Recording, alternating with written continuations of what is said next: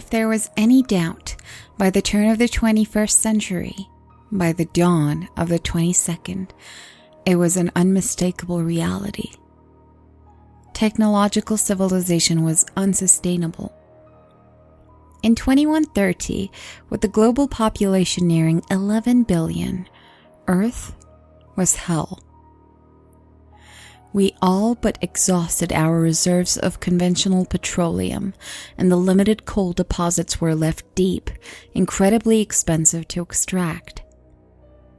Uranium deposits were also depleted, and we could no longer rely on fission power. The days of cheap energy were long over. Developed nations used shale oil, natural gas, and tar sands, but these resources had terrible EROI and were therefore incredibly expensive to exploit. Solar energy and later fusion power required expensive technological components and enormous capital costs, and only the wealthiest economies could afford them. As the decades ticked by, ever more economic output flowed towards building and maintaining energy infrastructure, and economic growth faltered. Worldwide recessions fueled immense debt crises, and international finance collapsed. The world was in turmoil. At least the developed world, although racked by recession, unemployment, and wars abroad, had the infrastructure to feed its population. In the crowded cities of India, Nigeria, and China, the food production and distribution infrastructure, depending on an input of cheap energy, collapsed. Climate change triggered great droughts that exacerbated these food shortages, producing mass famines that killed billions. Nonetheless, the upward trend of overpopulation continued as industrial development ended in the majority of the world's nations. Coastal cities were flooded, outbreaks of disease killed hundreds of millions, and refugee crises and migration were the nail in the coffin, causing great swaths of the planet's descent into disorder and anarchy. The United States and the Northern Confederation fought great wars in the Arctic to secure increasingly rare deposits of metals and minerals, including yttrium, used in high-temperature superconductors. Even an individual lucky enough to be born in a wealthy country like the US could expect themselves either to live in the vast urban slums or become grunts to serve in overseas wars. We had made great technological advances, but these were available only for an elite few. Project Icarus was the last hope for a species doomed not for extinction, but for the painful continuation of hellish states of survival.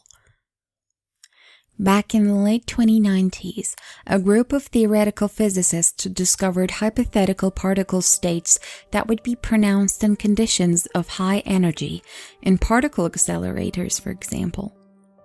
Somehow, this was based on a non-Newtonary generalization of quantum physics. I'm only a technician, so I don't understand all the arcane details of the theory.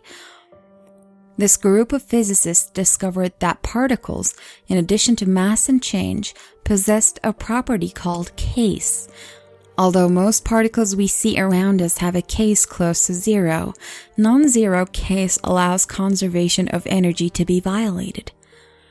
By accelerating particles close to the speed of light, as the idea went, we could trigger a change in their case, producing quasons, which violated conservation of energy. By harvesting these quasons and placing them in special energy cells, we could, in principle, produce virtually limitless quantities of cheap, clean, renewable power. A perpetual motion machine, as it were, grounded in cutting-edge discoveries of particle physics.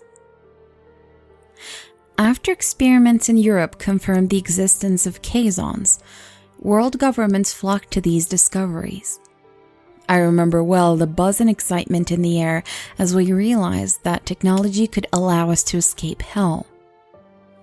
In 2110, the US federal government announced a $350 billion USD program to research Kazon energy, hopefully to produce a prototype reactor.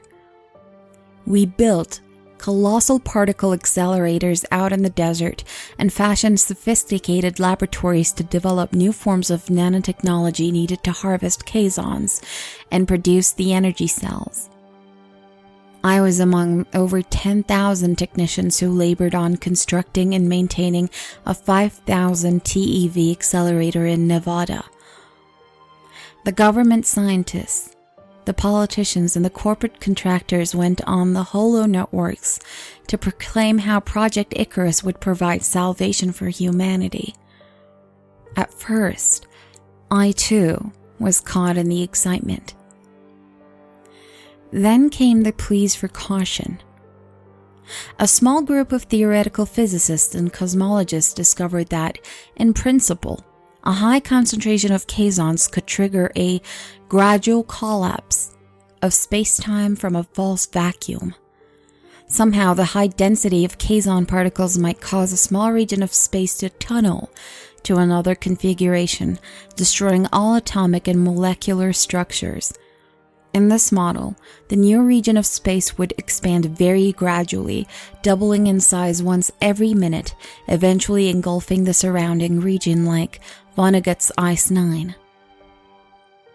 Beginning with a Planck-sized volume, the new space-time configuration would ultimately engulf the experiments, the desert of Nevada, and the entire Earth.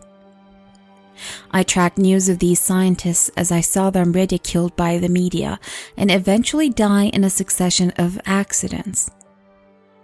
I felt a pang of fear whenever I checked the Kazon concentration in the electromagnetic storage vessels and realized that it was above the hypothetical limit needed to catastrophically alter the structure of space-time.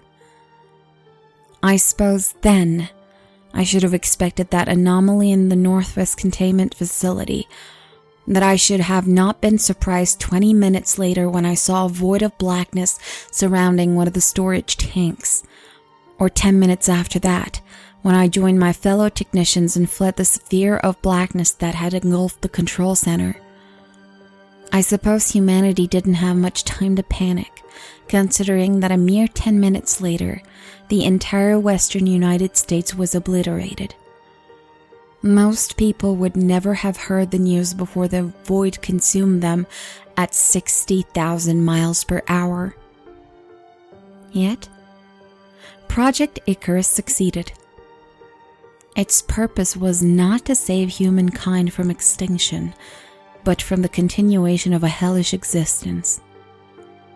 It was a humane decision. You see, Project Icarus was in secret a well-planned suicide.